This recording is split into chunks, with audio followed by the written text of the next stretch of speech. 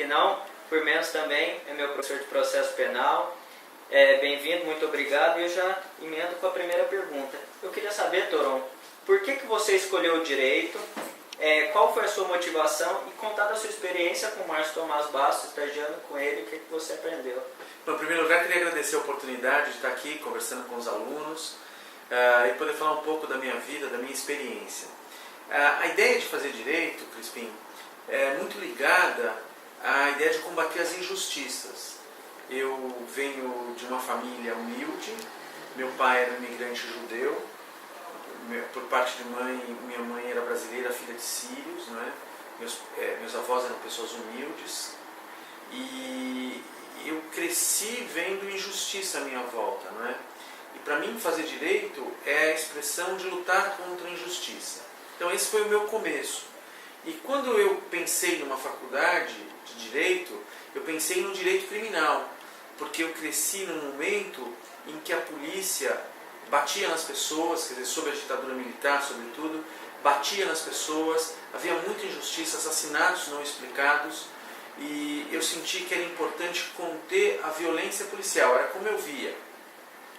Cursei a faculdade de Direito, junto fiz a faculdade de Ciências Sociais, ambas na PUC, e antes de me formar fui trabalhar com um grande advogado na época, ele era o vice-presidente da OAB de São Paulo, Márcio Tomás Bastos. Foi uma experiência muito rica.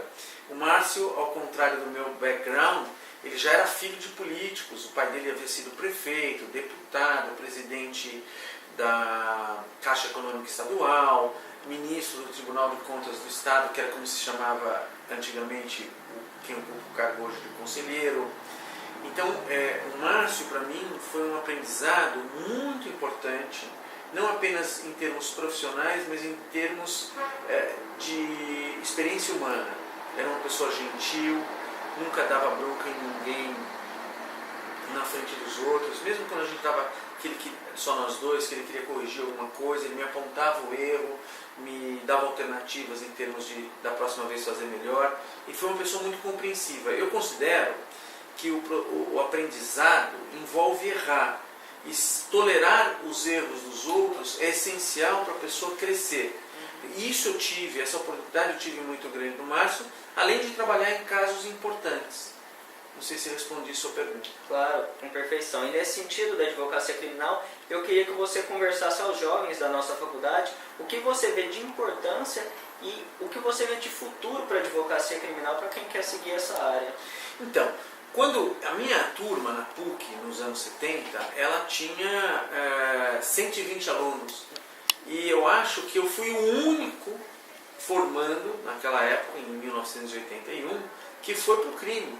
Ninguém queria fazer criminal. As pessoas se diziam o seguinte na época, que você namorava com o direito penal, mas casava com o direito civil.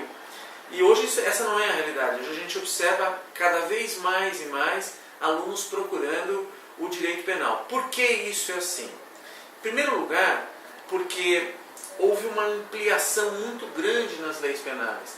Antigamente você pensava em crime, você pensava na atividade de um outro segmento social. Era o furto, era o roubo, era o estelionato. Hoje crime é tudo. O crime está inserido, por assim dizer, nas atividades empresariais. É o crime ambiental, é o crime contra as relações de consumo, é o crime fiscal, é o crime contra o sistema financeiro. Enfim, é o crime do insider, daquele que passa informação privilegiada. Você tem uma gama de atividades que pertencem, lato sensu, àquilo que nós chamamos de direito penal econômico, que ampliou a atividade desse grupo profissional chamado advogado criminalista. Não só ampliaram-se as leis, mas, por outro lado, nós, com a redemocratização do país, observamos uma nova vontade política de perseguir esses crimes.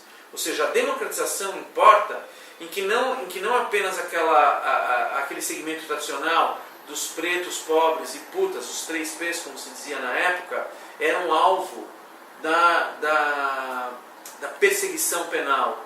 Hoje você tem grandes empresários na cadeia, você tem muita gente condenada que pertence a outro segmento social. Você teve o presidente da República no banco dos réus, caso Collor, absolvido, é verdade, mas se sentou no banco dos réus. Então, há hoje uma atividade muito maior que tem atraído inúmeros estudantes ou profissionais recém-formados para o direito penal. Perfeito. E assim, a gente não pode ficar fora do que acontece na realidade, na sociedade. E nos jornais o assunto que bomba no momento é a delação premiada, mas muita gente não sabe o que é delação premiada. Então eu queria perguntar para você, que explicasse ao nosso público o que é delação premiada e em quais casos ela deve ser aplicada. Então, a delação premiada ela surge no ordenamento jurídico brasileiro em 1990 com a Lei dos Crimes Hediondos. Então, quais são os crimes hediondos? Nós já sabemos alguns, né? O estupro, a extorsão mediante sequestro. Então é aí que eu quero parar. Extorsão mediante sequestro, se você puder contar com a colaboração de um dos partícipes do crime, que venham a desvendar a trama criminosa e poder salvar a vida de um refém, essa é a ideia da delação.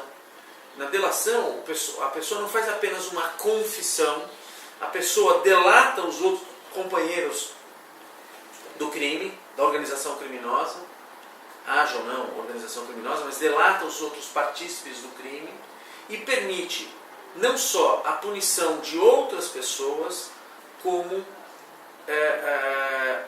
a resolução do caso, a resolução do crime. Permite o desvendamento do crime e a punição dos seus outros autores. E mais importante, salvar uma vida. Né? Da lei dos crimes hediondos, nós partimos para outras leis. Então hoje nós vamos encontrar a possibilidade de fazer delação premiada em praticamente todos os crimes. Então hoje, se a gente pegar a Lava Jato, que cuida basicamente de corrupção, superfaturamento, lavagem de dinheiro, lá também a polícia trabalha com delação, que é o que tem até agora permitido desvendar essa corrupção de proporção amazônica, não é?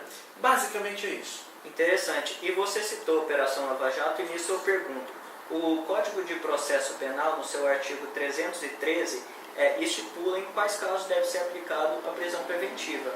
E aí eu pergunto para você, por que os investigados da Operação Lava Jato, eles não foram soltos? Porque eu acredito, na minha visão, eles já deveriam, o habeas corpus já deveria ter sido concedido, porque, segundo a norma, não deve... Então, essa é uma questão interessante, né? Por que o juiz os conserva presos?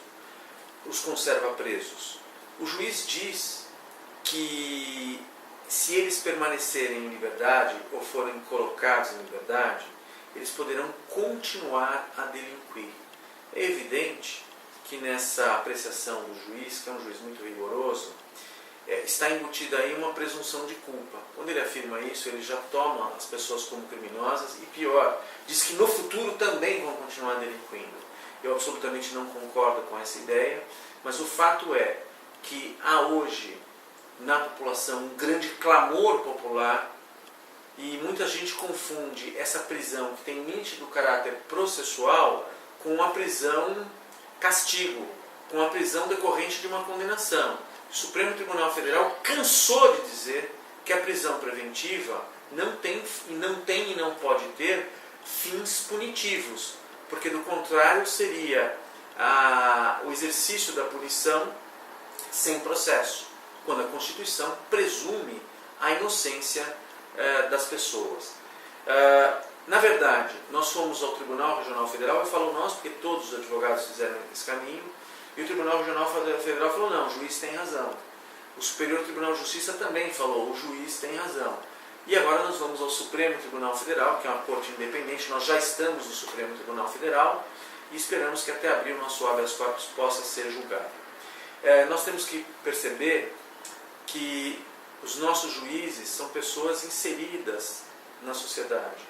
E como pessoas inseridas na sociedade, eles obviamente, é pesaroso dizê-lo, mas isso é uma constatação, eles se influenciam pelo clamor popular, em geral, que quer ver as pessoas presas numa verdadeira antecipação da punição. E para finalizar a nossa entrevista, que está sensacional, eu queria que você contasse um caso da sua experiência de mais de 35 anos de advocacia para o nosso público, que claramente vai adorar. Olha, Eu tive, Crispim, vários casos. Posso chamar de Crispim? Claro.